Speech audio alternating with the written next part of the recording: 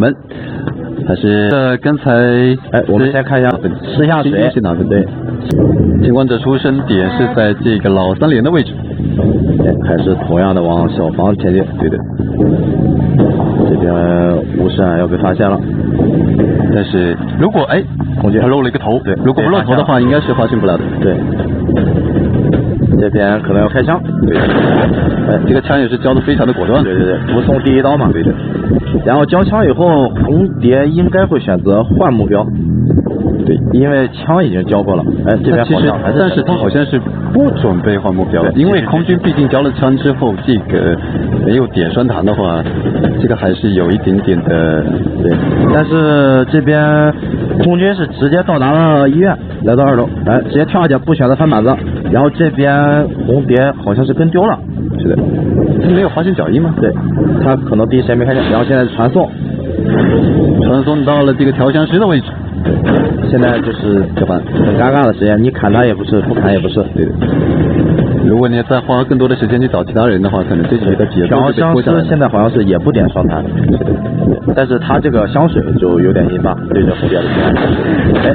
赔晕了，他是防止被隔板刀，然后放了一个香水，这是一个下板。如果拍了以后被挨刀了，可以再回到原来的位置。对，这样的话可以给队友拖到更多的时间。这边红蝶还是持续的追击，这个板子下的有点早，反正就是比较那种比较稳。我们这边红蝶再次转换目标，找到了机械师，我们的羸弱机械师。撞儿子抢长刀，这个出现了一个小小的失误啊，操作失误。这个时候红蝶应该是能很快的把这个机械师打倒。虽然说这边打倒的话应该是可以倒，但是这个他的娃娃好像还是对存在的。看这边会不会选择过去打这个娃娃？这个娃娃应该是第一时间准备绕跑了。那这个娃娃的话，一会儿应该还能做出一些贡献。没错，对。这个现在就剩1条密码机的情况下，我会最后刚倒一名这个求生者的话，对监管者来说情况非常不利。但是这边空军的话是已经把枪给交掉，但是有个搏命，2个搏命，对，包括这个调枪师这边都是有一个搏命，没有在搏命吗？第一时间调枪师就过来就救到了，没有，这边的调枪师是没带搏命的，应该是带了栓弹。机械师再次倒地，估计最后一台密码机应该已经修的差不多了，这个下一步应该就是空军救，或者是继续是调枪师来救，我感觉应该是空军来救，空军的这个搏命还是留着的。对，这里是砍一刀，在气球上挂着求生者的情况下砍人的话，一般是砍不到的。对的，红蝶他的这边双人救，那应该是要再等一个人挨刀。这边空军好像也是没有点搏命的，空军也是带着双弹。这边看一个选择，他这边砍倒人的时候挡不到刀了亮，这个应该是挡不到，对，想帮忙扛，但是扛不到。双方都在试探。红蝶手里有传送，其实也没必要等。对的，击倒了。这个时候电机应该点亮。对，一个加速，机械师应该可以拖更久的时间。毕竟在这个医院里面的话，这个时候我们红蝶直接不选择上去，然后预判他跳下的位置也是预判对了。是的，这次机械师还是继续往上走，直接传到大门。这边推，调枪师应该是要倒了。对。但是这个时候如果没有传送，只能留下一个调枪师的话，这边对于监管者来说是一个非常尴尬的局面。这边他们好像才刚到小门，对，他是还有机会，对，他现在是挂到了一个梯房的一个位置，然后方便去小门进行这个进一步的追击。对，在这个地方的话，好像也不太好被救下来。是的，这边的话，魔术师在开这个小门的门。应该这个进度条也是差不多。这边是傀儡用娃娃拍晕了这个红蝶。那这个如果娃娃拖住这个红蝶的话，他们应该就是对跑的。娃娃放在这里了，他们门应该是已经开了，他们3个人已经站在了小门的门口。是。那这局的话应该是没什么悬念。3出，这边的话是我们的 VE 战队先拿下3比1小分领红蝶，他最擅长的角色。这边终于见到了一个不是这个白孔雀的皮肤了。是的。监管者的出生点还是在废墟，那今天好多监管者都出生在废墟。对，然后大家统一都往小房这边。对，小木屋。这边是发掘的桃香是，这个皮肤就很好看，花花绿绿的。这边放出分身，对对。这边的话等他的香水没有，然后选择一个踹板，然后继续追击，这一刀可能要挨了。反向走位，哇，这个走位非常的 nice， 漂亮。还在倒，估计这刀挨了。香水放的这个有点极限。可以。这边同样是玩的非常好，然后有一个反身，这边回手的应该是来回的话，应该是知道了。但是已经在这种平地6位的情况下，而且不是实战家的情况下，能溜这么久，已经是很厉害了。这边差一点打出一个交互战。这边空军要开交叉，非常的果断。对，不能中刀，如果再中刀的话，我们这边机械师就已经修不动这个密码机了。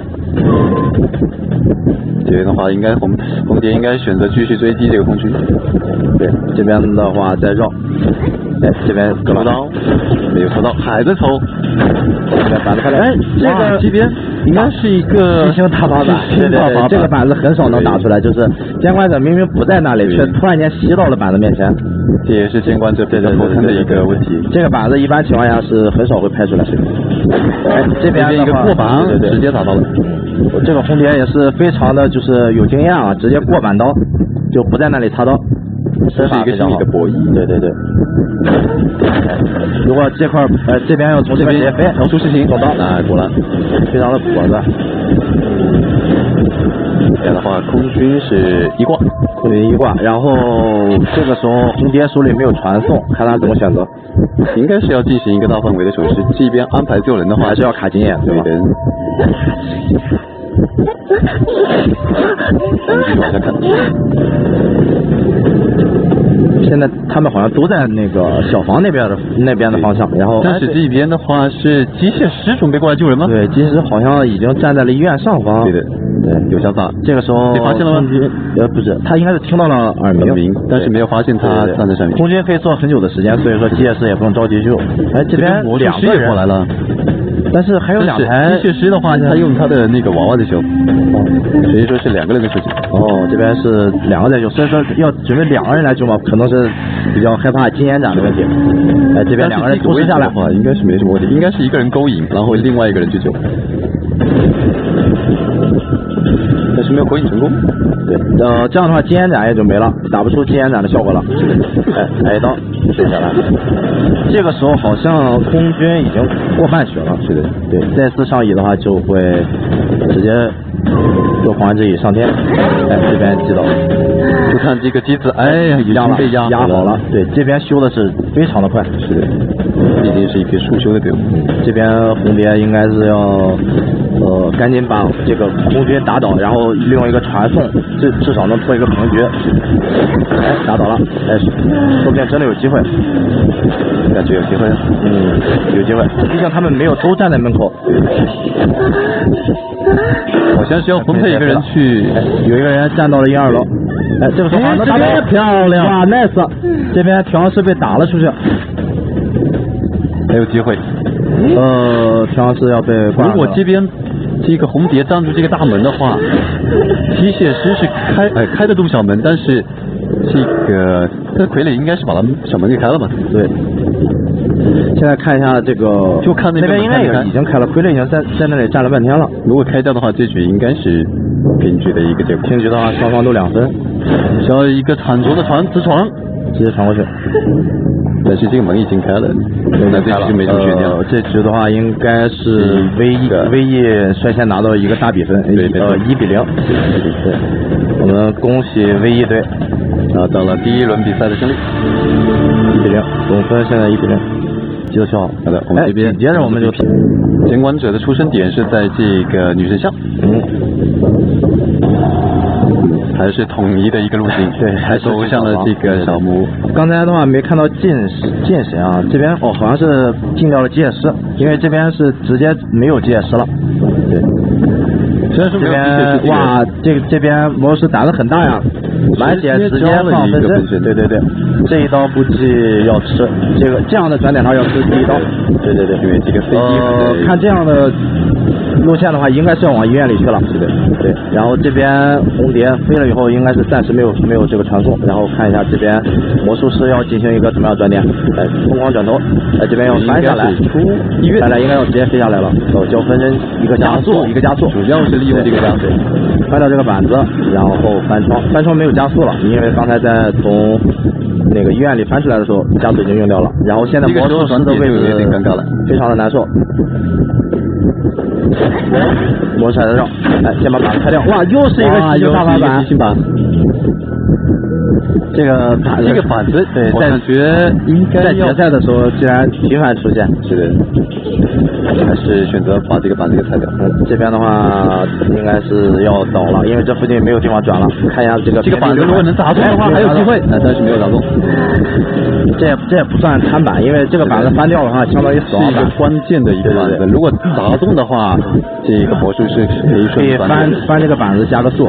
但是刚才这个情况呢，就是他把这个板子翻掉了以后，那里就会变成一个死亡板，对，因为你左跑右跑都不对，就是已经把自己带入了一个死亡的节奏，对，带入个死胡同。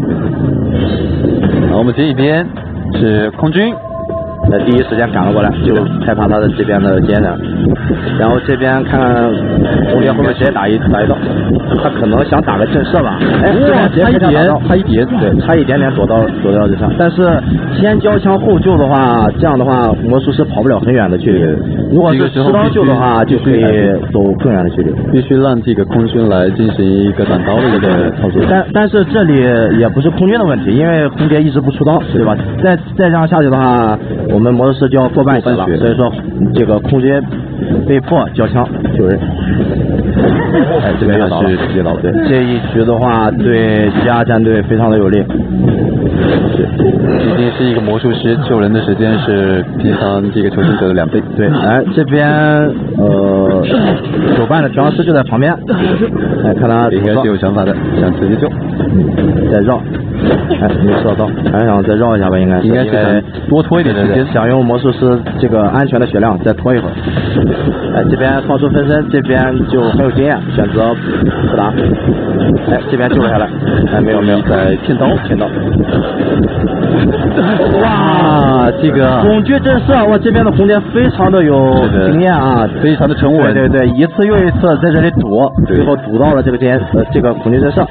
这样的话，魔术师是直接送回了庄园。对，那还剩2台密码机的话，如果调香师上移以后，我们这边的空军就已经修不动了。是的，那这局的话，对于求生者玩家来说的话，是有一点点的麻烦的。对，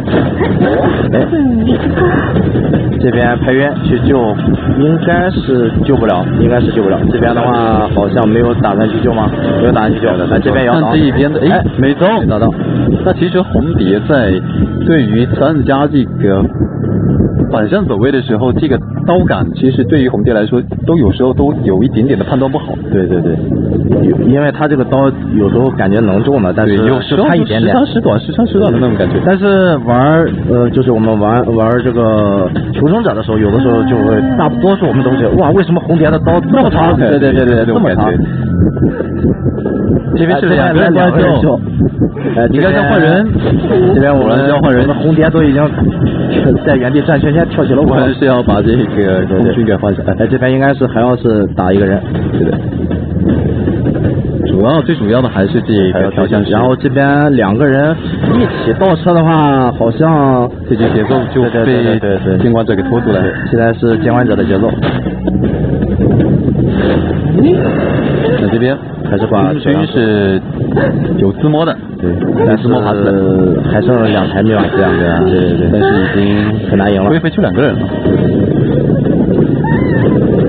继续往下看，这边应该会想走一个地窖吧，然后能多拿到1分就多拿到1分，对。但是如果我觉得这是比赛嘛，红蝶应该会打倒一个人以后选择补挂，对的，然后毕竟空军他是已经摸不起来的一个状态。对，这边空军第2次倒地，然后就已经确定他不可能再起来了。这个时候我们看一下，要去那边找这个参加的翻箱子。如果说这个时候参加好像摸到了一根针，可以。但这一局已经没什么悬念了，感觉，除非说最后的2台密码机已经完全压好了，左边摸一下，右边摸一下，摸好了，但是这样好像不太可能，这边花架的皮肤也是非常好看啊，但是据听说，很多人不喜欢用花架这个皮肤，好像是说这个花架这个皮肤比较挡视野，头太大，比较挡视野。哦，那好像我似乎也懂了，就是为什么好多小丑的土皇选择不带这个稻草人，好像也是一样的道理，对，也是都是因为头大吗？对，头大，挡住了一些视野。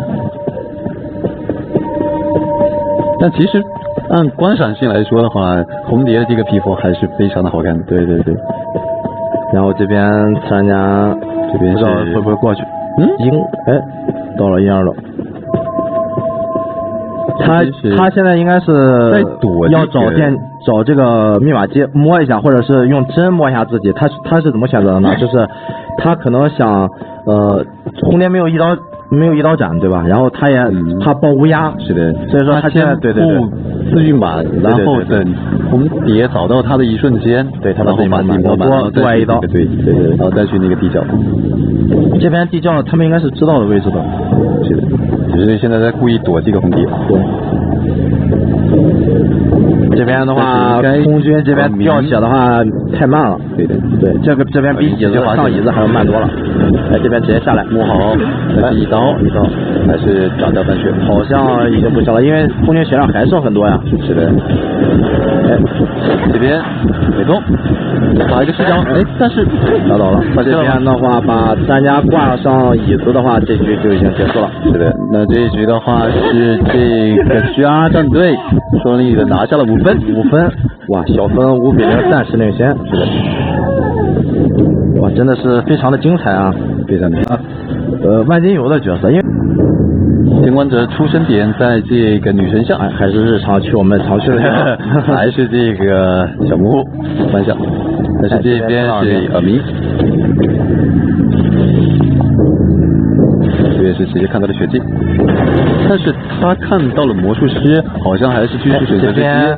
真的，他们的魔术师都非常果断，第一时间交魔术棒，直接就进行一个转点加速，然后也是艺高人胆大。这边可能要吃刀了，第一刀吃到，然后附近生出手的应该不能一直在这边周旋了。这边的话还有一个小板子，然后一个小无敌超嘛，但是对于黄衣之主来说，这个地方其实意义不大，因为他放个触手如果再把触手放倒的话，这个就没了。对，好，直接出了2技能，对，2技能，交分身，能不能动？反向走，再正向走，哇，这波心理博弈，闪现。没有，对，黄衣之主也是非常的果断，在他拍掉板子之前，一个闪现带走。这边的话，就是我玩空军最害怕的情况，就是空军去救这个魔术师，对，救魔术师，对，双倍的时间去救魔术师，然后非常的难救。我们看一下这个蓝胖子要怎么选择。对，蓝胖子空军也是非常的有名啊，就是高分局，对，非常关键。这边已经过来干了。这边的话，黄衣没带风霜，所以他没有经验，所以也就没有必要就是拉这么远。对。触手放好了，就等你来了。2个触手，哇，4个触手。我说实话，如果是我的话，我可能会选择放弃。真的，我说实话，必须还得救。应该救不到，应该救不到。我感觉这样的话应该是救不到。但是这边是一个，空了。这样救下来了，是打到哪里去了？不知道，我看见好像是打在椅子上了。不应该打在椅子上。哇，这边救人是非常精彩啊！然后我们这边魔术师是没有这个分身了，他还是选择在这个废墟周旋，然后选择了转到了废墟旁边的一个板区。这边的话，成功的骗到了这边黄衣之主，对他以为对浪费了一波还要在这边周旋，但是已经逃离了这个区域。对，这个时候应该是空军去找调香师赶紧修，但是魔术师好像把他带到了这边，那这台密码机应该是要先暂时放弃掉。这边拍板子想拍晕，但是黄衣之主很有经验啊，走到了板子直接就停下来了。那这边的话，如果黄衣之主再中一刀的话，直接就打出了这个2阶的技能。对，当黄衣之主打出2阶技能之后，黄衣之主真的是一个非常恐怖的存在，非常有意思啊！当面进柜，其实这个东西就是拖延时间嘛。是的。其实和中刀插刀的那个时间也差不多，其实就是非常有意思嘛，这样对吧？当面进柜，反正也是最后一招了，没什么区别。哎，这边是魔术师已经飞天，那刚才应该是半血之后救的。是的。那这边求生者玩家已经开掉了4台这个密码机，还剩3台的话，他这边大门口的这边是已经修了很多的，所以说他不想离开。对，你看这边的话，空军还是想去尝试修一下那个密码机，但是那边已经安排过去了。对，那边是也有人在修。对，这边的话可能空军的作用就是现在拖延时间。哎，这边拍手，非常的皮。啊，手里拿着一本自欺欺人书啊，看看我们这边空军会不会变小。应该是不会变小的。那这边的话还是选择了一个手电机，调香师和3家一起在修，这台估计也是点不亮，直接开掉了，开掉了。那就看他们一个怎么说了。这边的话都选择了一个调香师。对，这边G2战队只需要逃掉1名求生者，就可以取得比赛的胜利。所以说现在的话，如果最后的冠军赛，我觉得还是求稳比较好。对。现在的话应该是一人开一个门，如果没猜错的话。空军这边已经开不动了。哎，没有，他们都在往大门的方向跑过去了。对，都往大门方向去，看看这边我们黄衣能不能堵到他们。这个时间点的话，感觉应该不太够。对。果然不太够。这边走出两个，那这样的话是7比2。对，7比2的话，G2战队扳回一局，两边都是1胜1负。我看来今天晚上这个比赛也是要，我们VE这边是这边比赛开始，出生在医院。哇，这边的话4名玩家全部挨在这一边。对，全部在这。那这边的话，求生者的这个开局非常的不利。对。他们先需要散开，然后去找这个密码机，需要浪费很长的时间。这个时候2个人都在这个窗口。这边是很果断的， 3家直接把板子翻掉，不拖沓。这边的话是牵扯到了2个人，对，2个人都没办法进行一个博弈。那其实前锋的话其实也无伤大雅。如果开局就是能修更多的这个密码机还是有优势的，所以前锋70%也是能修动的，只是没他们快而已。这边选择第一时间踹掉这个板子，然后这边这片板子下的是非常的果断， 3家一点都不拖沓，直接就是下板，我们不选择砸晕，对，我们求稳，拖更长的时间让队友去修这个密码机。这一边是一个抽到，这边还是刀了，这边也是张狂出来了，对。这个时候黄衣之主可以利用他的一个出手进行一个盲放，进行一个击打，对，可以在他前面的位置堵他的路，这样，然后配合上他的被动再生出一个。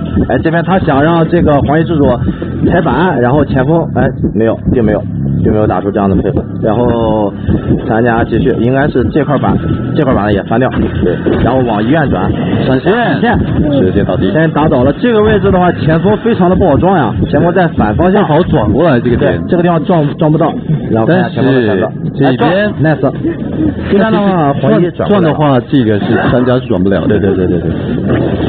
如果说这个时候再把它抓起来还是转不了的话，这个黄衣之主就直接出了2阶技能。对对对，哎，没中。哎，这边怎么？哎，这边一个，天呐，对对对，现在的话，黄衣这边已经有了技能，是的，还是要撞。哎，没撞到，没有撞到。啊，直接被拍倒了。哎，哇，这个失误，非常的帅气啊，这个。所以说这局压力很大嘛，都给到了这个前锋这边。那这边来救人只能说是让这个调香师过来救人。对对对，所以我遇到了，说实话我都结巴了。我遇到这个黄衣真的就是很害怕，就是我除非你让我玩什么调香师呀、魔术师，我才敢，就是要么我修这个密码机，要么你追我，对吧？但是我不想救人。你这边是选择把它挂起来吗？对，应该是强行逼这个求生者过来救人。对对对，因为还剩3条密码机，还是很多的。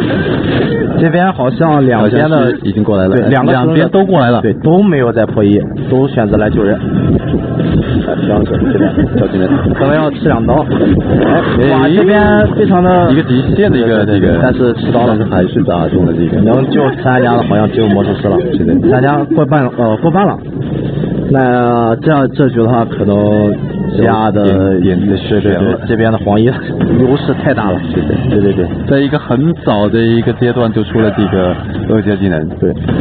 哎，这边格板刀，但是没中，人已经不在这个位置了，前锋直接就用掉了球，是的，前锋直接把球全用完了，这边算标记吗？选择了一个端点，这边的话应该还是能从窗户翻出来的，好了，这个距离好了，对，这个距离是安全的，这边黄衣直接反向绕过来堵，哇，这边是直接被一个自动生成的触手给拍倒了，对对对，直接拍倒了，刚才应该是往他身上套了那个黑圈，是的。这边前锋挣扎速度快，好像也无济于事了，因为离得太近了。是的。这个前锋就是2挂，2挂的话，这边只能唯一能救的只有魔术师，但是现在这个还剩下3台密码机的一个情况下，肯定不可能压好3台的。来过来救的话，可能要放弃一些这个修机的时间来救他的话，可能造成的这个影响会更大一点。对对对。现在的话，我们这边调香师还在修。这个时候我们看不到这个魔术师，对对，看不见魔术师的情况。哎，他应该是操控错了那个触手。是，这边触手好多呀！天哪，放这个，就要等他回来。然后没有，然后他这个香水可以让他转移更远的距离吧？是的，进行一个转点。那一边的话也是没有救，是的，前锋也是没有救。估计他们想的应该也是要想走地窖，但是一般这种情况下，监管者就不会让你走地窖的，不会选择挂你，因为现在的密码机还是剩下非常多的。看他们会不会选择挂吧？是，哎，选择了挂吗？那他这样的话，如果说魔术师能坚持到这个他的血量掉到没有的话，会跑掉一个的，这样的话分数会减少。这边还是选择了不挂。他扔在了这边，好像有他的想法，就是好像让别人没办法来摸。这个好像是应该可以自摸起来的吧？对对对，调香师还有一次自摸没有用。但是调香师有一个debuff，就是治疗速度减慢，对，所以说他摸的速度还是要慢一点。那这边的话应该是看到了吧？应该是能看到。然后这边现在这个距离已经是听到了耳鸣，来找一个这边的魔术师。然后这边魔术师的话应该能秀一下，因为还有2个魔术棒。是的。看一下我们这个魔术师的一个标记已经上去了，黑色的点。这边的画面暂时停住了。这一局的话，拉古你觉得？我们是听到了声音，等这个画面切过来。这边的话，调香师已经起来了。对。这边的话，对，黄衣已经选择要。黄衣之主如果再次把这个调香师换倒的话，这局就结束了。他可以放心的去追这个魔术师了。是的。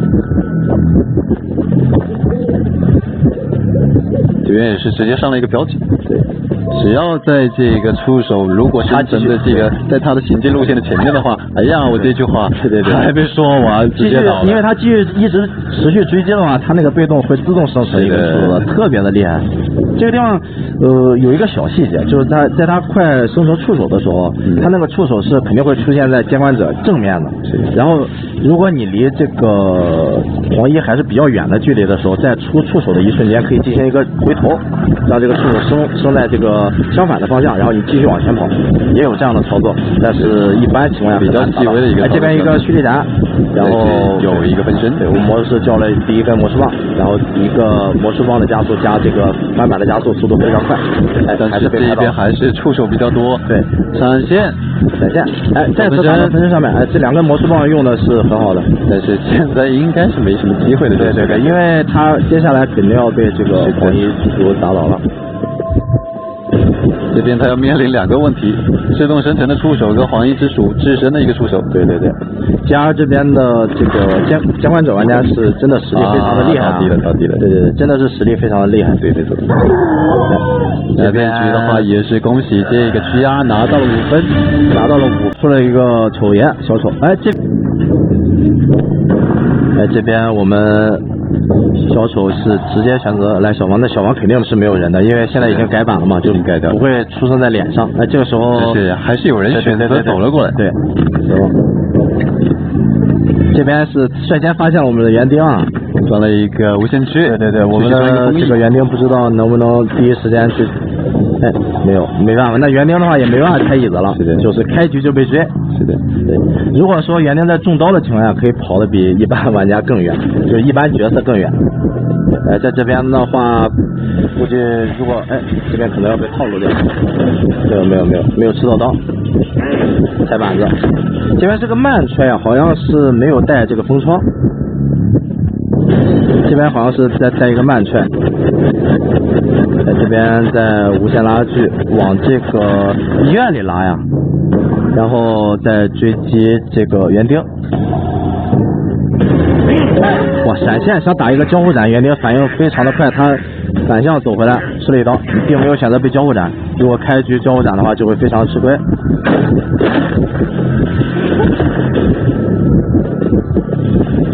这边园丁在这个小无地点绕。是不是已经可以说话了吗？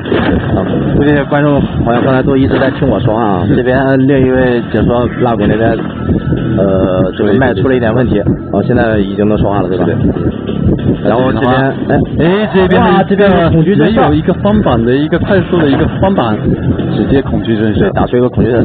这个拉锯应该是很慢的速度，但是因为园丁离这个板子太近，进行了一个慢翻。所以说这一局的话，园丁也是没有起到它的作用。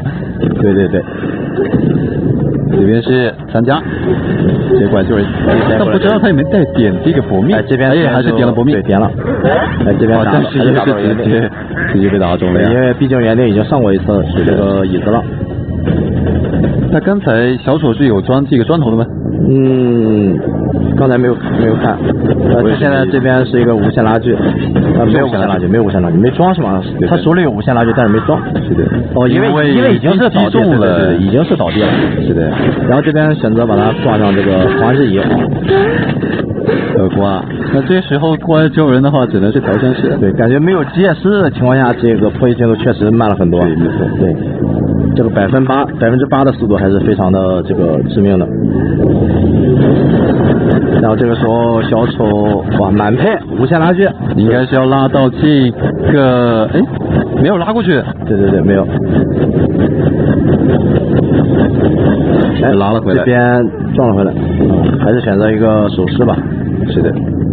这边园丁升天，这边安了一个小毒笋啊，无限拉锯。我觉得刚才如果说直接去在那附近，如果找到那个3加的话，这局的节奏可能会更快一点。对，这边的话找到调香师，没有，就是这边调香师做反应非常快啊。如果翻这个窗的话，肯定会被恐惧震慑。对，他的选择就是情愿挨一刀。这边回来了，掉一刀，非常精彩。这个地方应该不是没什么对好的了。那这样的话，这边一台的这个密码选择了挂地下室，这样的话这个求生的玩家来救的话就非常的困难了。对，这边密码机已经开开了，他们这边唯一应该是选择，后面又切到我们这边那个。现在这边我们这边 PP 线是选择往大门去，是往大门方向。对，如果不打出4%的话，这边的话 G2战队会再拿1分。那这样的话，应该是 G2战队以大分2分的1分的一个优势，暂时领先。这局的话还是总分7-2吧。对，时间的打出节奏，然后爱德华，这发型师嘛，我记得发型师，但是我们都叫爱德华。我这边应该是发型师的皮肤，然后直接还是往这边来，还是同样的一个路径，同样的魔术师。这边好像直接就不管魔术师，不管他了。对，因为没有误认的话，在这个物理点还是非常难追，还是不好的。这边除了误认，这边的话是一个3加，误认，那边直接就翻出去走了。是的，放在这边。3加的话，翻张翻板速度也很快。这边是反正也没翻，直接就往医院里进。医院的话没有人，他不会选择继续追击，他会选择追这边。星儿是没有第一时间去摸这个箱子的，对，因为第一时间还是修这个机子比较重要。感觉这个地方要转点的话就要有危险了。这个地方是没办法的。然后杰克肯定要带这个张狂，但是他带的技能是闪现，并没有带一个传送，没有带传送。对，非常自信啊。是的，没带传送的话，那就是非常自信了。这边2块板子直接下，哇，闪现一刀。我们今天刚说过这个杰克这个节奏慢的这个问题，然后马上拿出了一个闪现来弥补这个问题。对，非常的快。在开局只修了1条密码机的情况下，就击倒了这个，又补上1条，2条。但是这样的击倒速度其实已经是很快了。是的。就看这边应该过来救人的是这个，不是园丁的话就是3加。对，这边把2块板子一踹的话，那信阳就非常的难转点了。对。而且这一局园丁的话，好像也是在进行破译这个密码机的这个感觉。对。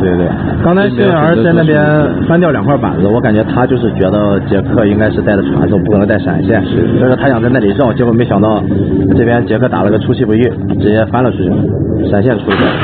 这边打一个误认，好像打不到。这个误认，隔着2道墙的感觉。应该是尝试一下，感觉那个板子后面有人。进行一个大范围的手势。那这个星儿应该这边3加了就3加来了，应该是带了搏命。对，他们好像都是3加带搏命。这边来一刀，没有带搏命，那应该是要替他吃刀。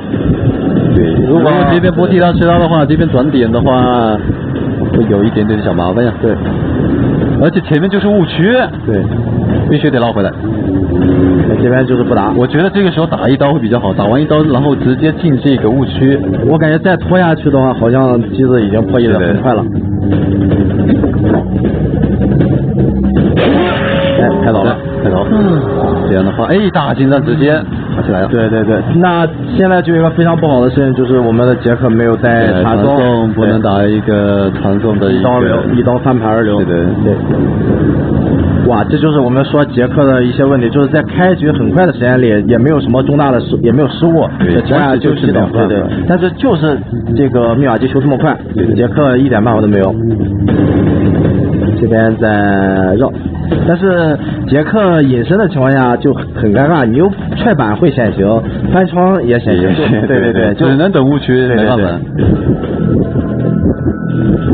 我看这边1刀斩，开了，应该是骗了一个红光。对。他这样的话，应该是不出什么意外，应该是3跑。对，3跑。这边竟然在刷分了。不会，这种情况就摸一下也没有什么影响了，就出去了。这边我们恭喜唯一战队小分3-1暂时领先。是的。哇，果然是非常是这个有点焦灼啊。对。然后一模一样。有这款皮肤的基本上都可以说是欧皇了。欧皇的，对。这边我们的同样的一个路径，对，还是完全不选。哎，这边第一时间就找到了园丁，这个园丁。如果能在第一时间把这个园丁给放倒的话，园丁就失去了它的作用。对。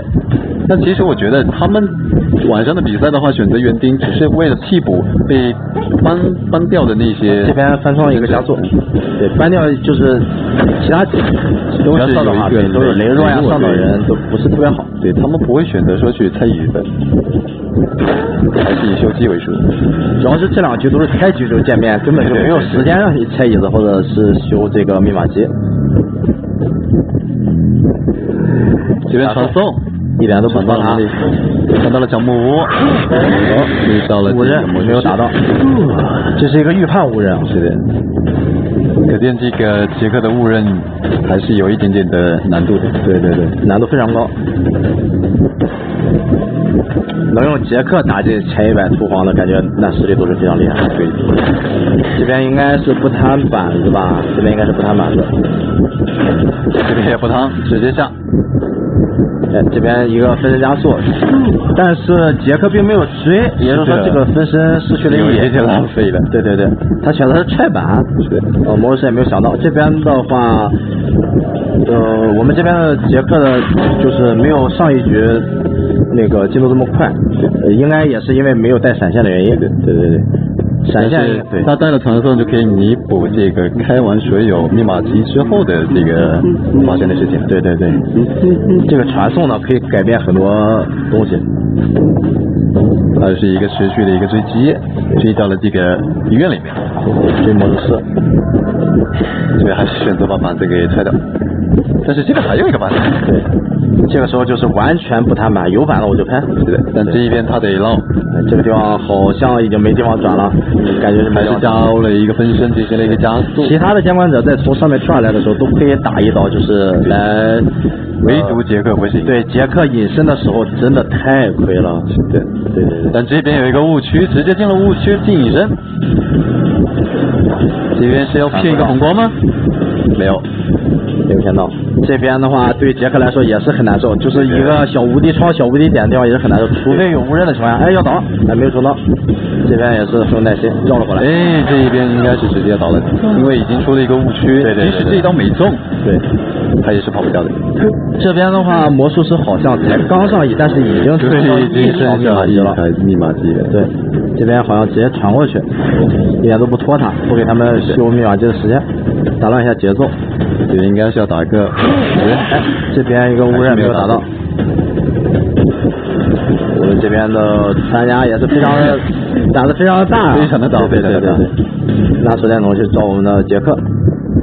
但按照这个情况来看的话，最后一台密码机应该也是一个过半的状态。对。那这个时候，即便求生者的距离都是有点远的。对。好像是几个人，2个人在合力开一台密码机。对。他们现在4个角色修机速度是没有问题的。对的。那这个时候，杰克在附近，他好像在找人。找慈善家，但是他好像找丢了，然后他现在赶紧好像要往大门赶，是的，因为他看见这边应该在绕，刚才好像看见这个星源好像在摸箱子，对，哎找到了，摸到墙了吗？没有摸到墙，没有，我们的星源摸到了一个橄榄球，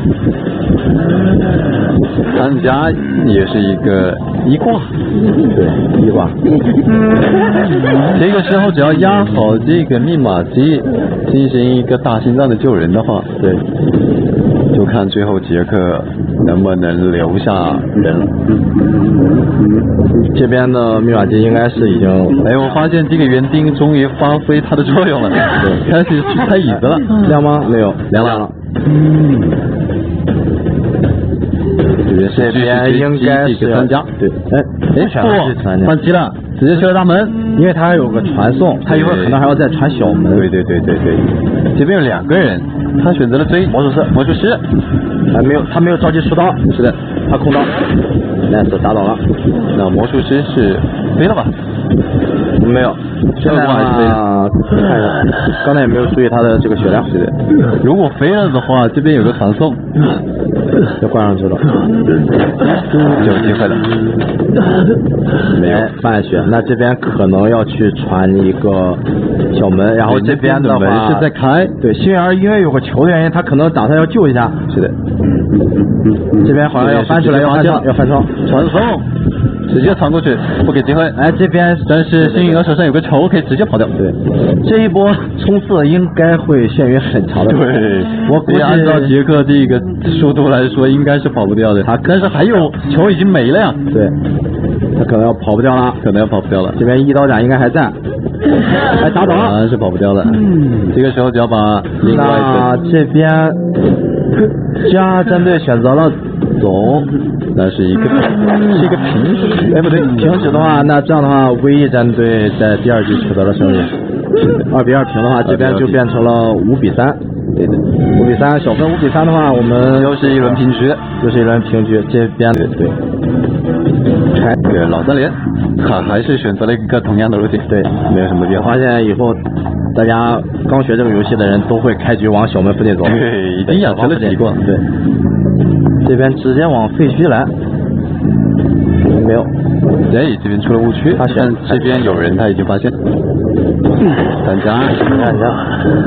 家有一个翻窗的加速，拉开距离，估计也是要往2楼跑。对，毕竟这边的话，2楼除了小丑之外，任何图都是可以。暂时没有出技能之前，这几个监管者感觉都是一样的，是对吧？就是我们刚才提到这些监管者、厂长啊啥的，就是没出技能之前，大家都一样，就是平追。对，所以说大家都会选择往医院里拉，然后那些小无地点拉，然后到了这一个魔术师，在雕像附近，看一下。这边也是直接交了分身加速脱掉，对，分身加速再加个翻双加速，可以第一时间来到这边板去把它翻掉。然后我们看到杰克带的还是金身，金身一刀，打出了他的隐身。这一局的节奏应该是没有上局那么快的，对。所以说这边的话加的这个杰克应该就看杰克这个误认能不能打出来。对，现在你看现在这个求生者这边想的就是你踹不踹这个块板子，对不对？哎，你踩你的隐身就要交，对，你一踩的话你就要现形。是的。哎，这边还是选择两个分身都是用来加速转点的，对。所以说我们看到高分的魔术师大部分这边的话是没有分清这个红点的具体位置，因为杰克隐身的时候有时候确实看不清楚，他不太清楚。对，高分的魔术师的这个魔术棒并不是每次都用来这个扛刀的，有的时候进行一个加速转点也是比较有用。这边好像其他的求生者离得都非常远呀。是的。到目前为止的话，应该是慈安家有想法要过来救人，应该是安排了慈安家。他们好像是都带了这个，慈安家这边好像是带苗子吧？记得有一次是带了这个佛面。对的。这边吃一刀估计也过不去啊，有点远呀，这个地点。但是杰克好像是没有在，杰克选择跟着走，经验的，还是得出刀，因为他看见了2个人同时来走，对，他不第一时间打的话好像不太好。哎，这边救下来了以后要踩椅子，不可能，不看刀。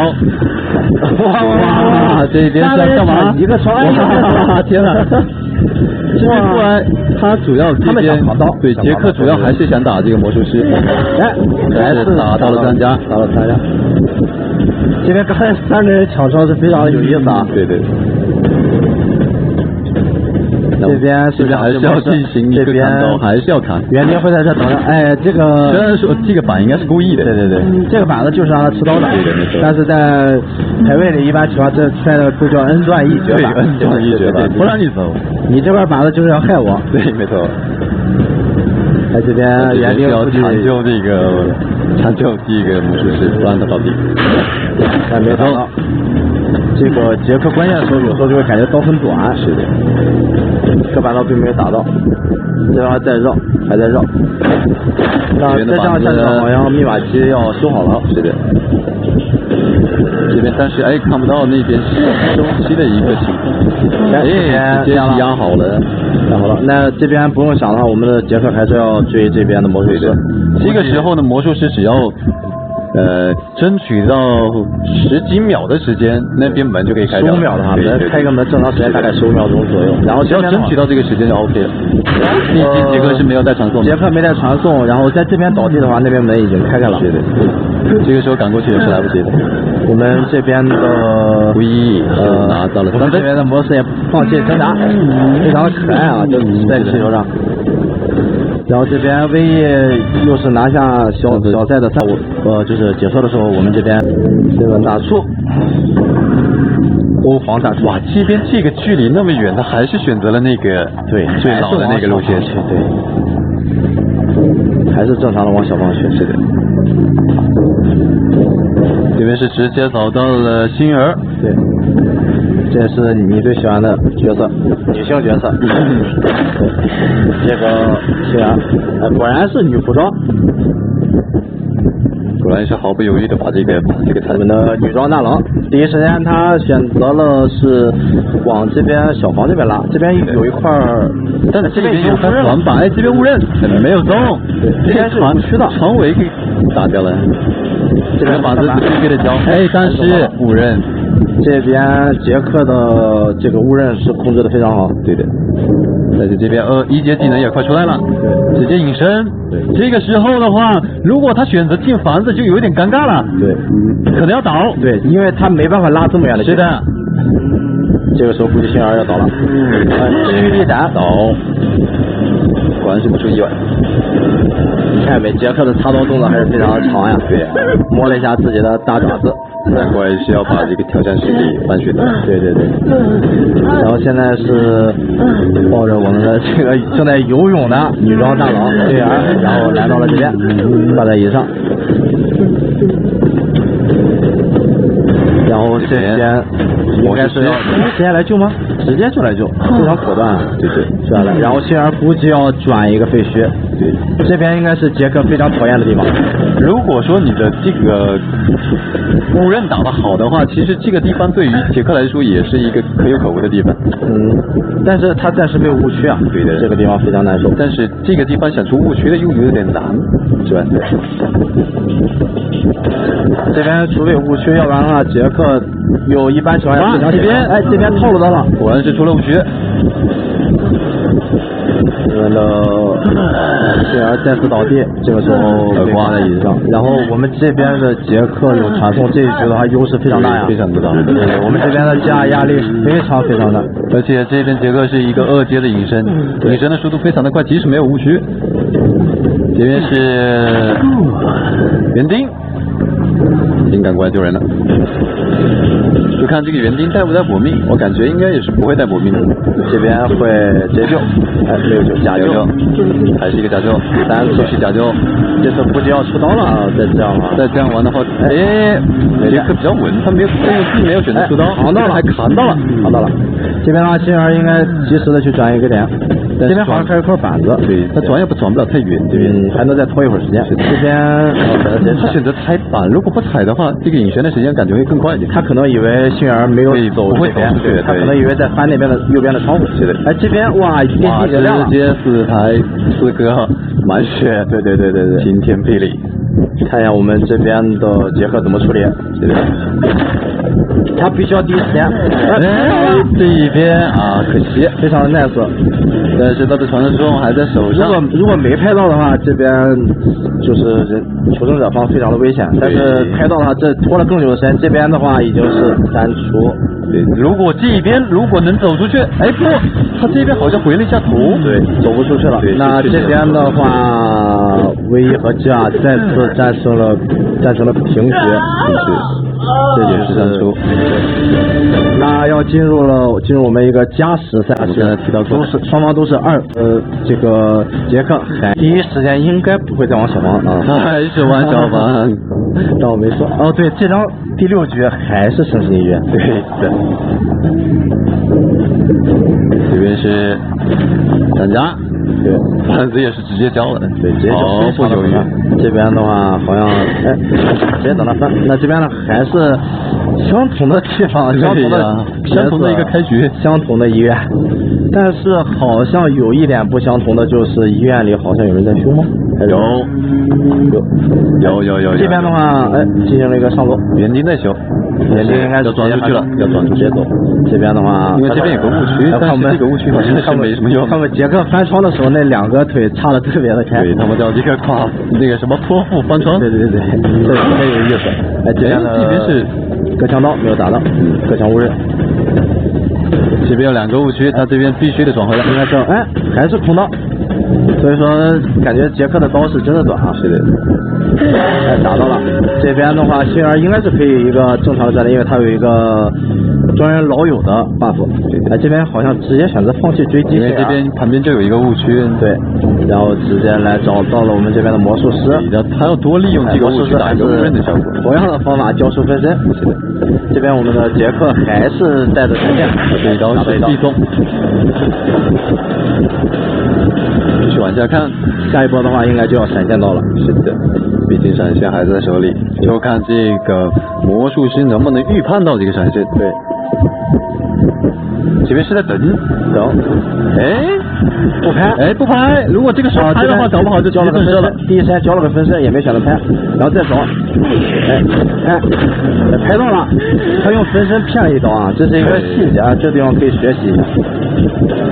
但是如果刚才监管者直接出刀的话，搞不好就直接出刀了。对，这边的话杰克是没有交出闪现，对，把闪现给留住了，进行等下一个追击。那如果不交闪现的话，我感觉这个时候如果像带的是传送的话，效果会更好。对。但也有闪现也有闪现的好处。我们看一下地窖刷新在了 T 字。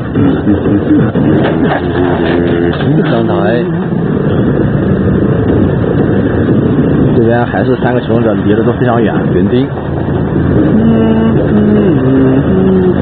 已经从车面走了过来，在附近守。杰克是不带封窗的，也就是他没有经验。是的。这边要等他救的时候打一个震慑吗？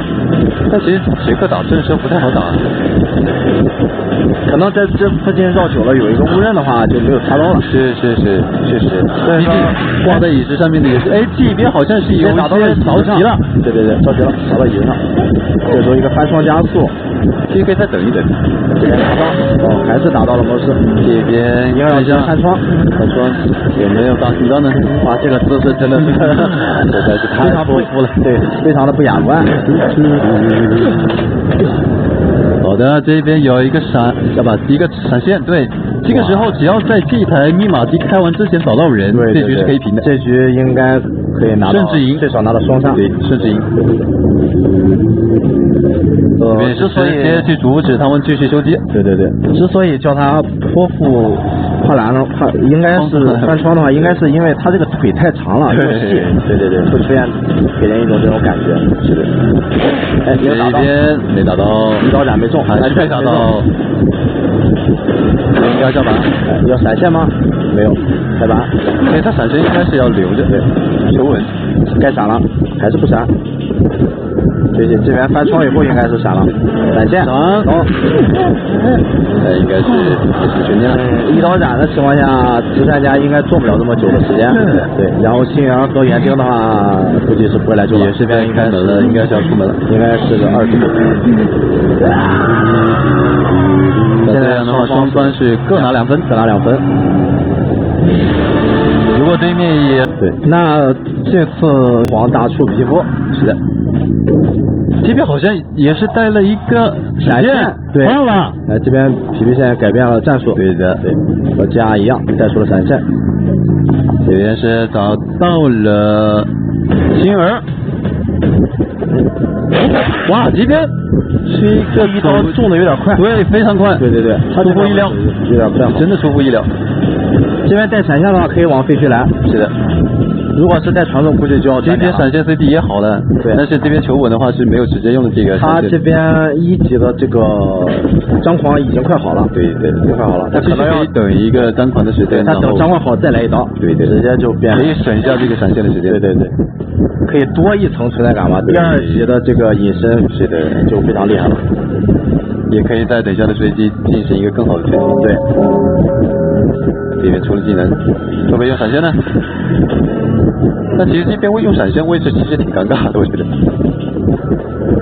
还是没有选择用，还是把逼走，逼到这个小木屋的位置。这就要闪现了，因为这边靶子要翻，估计会直接闪现进来，真闪，应该是要闪一刀，对。如果他再不闪的话，踹板的话他会转非常远的距离，而且这个再用的话，感觉这个时间已经不太够。局限现在是非常的果断，这对求生者有一个非常的不好的消息，就是被挂到了这个天下室，然后我们对面这个是没有一个强制性救人的一个求生者的，而且我们的杰克有一点就是，所有的监管者在卡这个楼梯口往下跳的时候，打出1刀的时候是没有插刀动作的，可以迅速打出2刀，所以说在这个地方应该可能会出现问题。对，但是这边好像求生者玩家是没有动作，哎不对，这一边园丁开始有了动静，对，这边要找魔术师吗？对的，应该是找魔术师。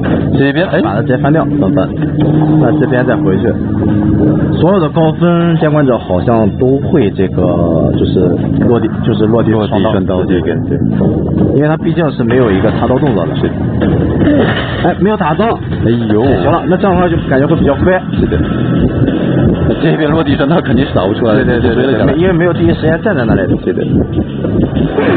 这边幸运儿是过半血了吧？我刚刚没仔细看。对，这边的话再等，哎，没打到，弹到了一刀出去，这样应该能翻一个超级型转点。是的，如果这个时候幸运儿选择去摸一个针或者说这个傀儡的话，对，就是这个杰克如果不追击他的一个情况下，这一局的话，人类的地理赢面是非常大的。对。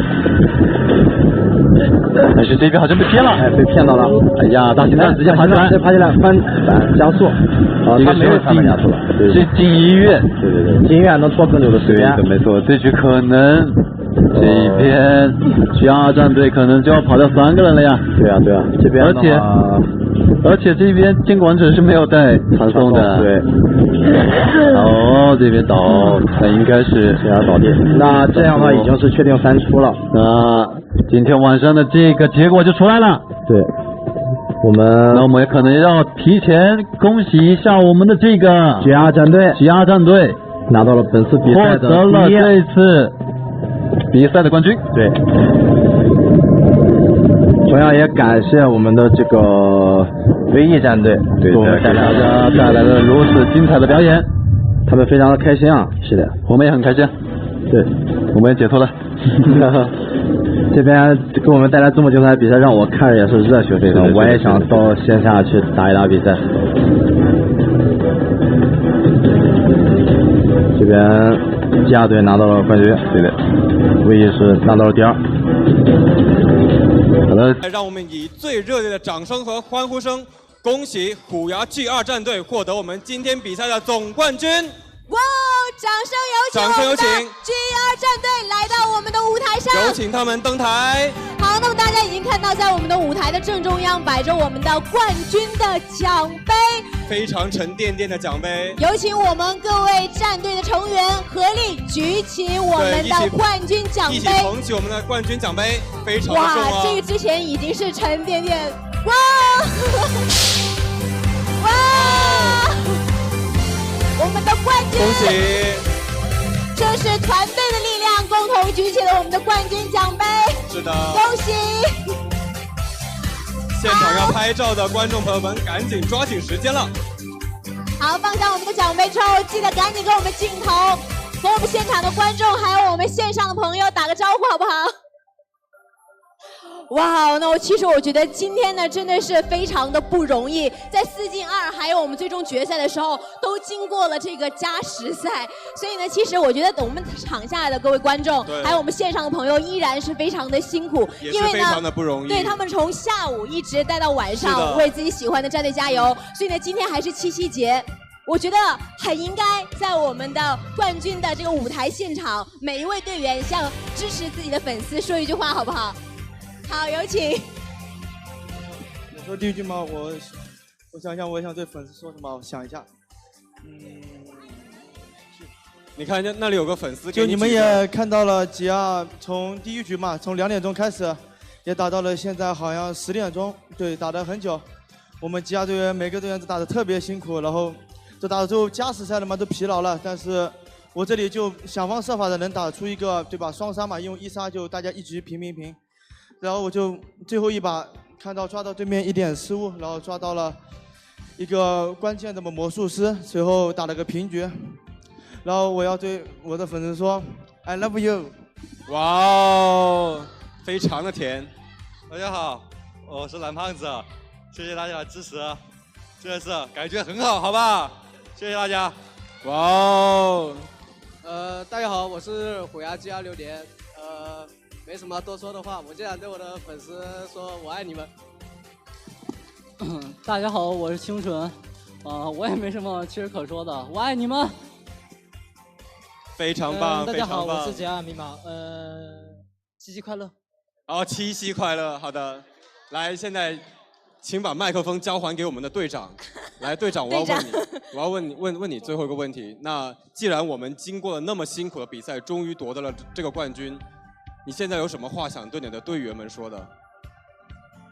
我想对我的队员说，你们打的确用尽了全力，然后也很辛苦，因为我觉得人类嘛，一局一局打了这么多，他们特别辛苦，特别不容易。所以的话也要跟他们一起，对吧？分享这个冠军，就也没别的说的了。好的，谢谢。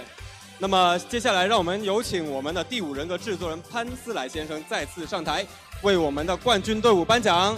掌声有请！掌声有请！哇，也看到我们的李怡小姐拿着属于冠军的奖金支票172544元，恭喜！来，也请我们的潘先生和我们的战队成员一起来合影留念。来到我们舞台的中间，对，请来到舞台中间。冠军的奖杯放在中间，好，共同合影留念。稍微往前站一点，对，站到我们奖杯的旁边。把这奖金露出来。对。好。哇，不知道他们有没有想好这么多钱究竟要怎么花？奖金到底要怎么花？好，共同合影留念。是的，现场的观众朋友们也抓紧时间拍照了。3、2、1，第5人格，万岁！耶！好的，谢谢。那么也同时呢，感谢我们的潘思来先生可以稍微回到我们的台下稍作休息。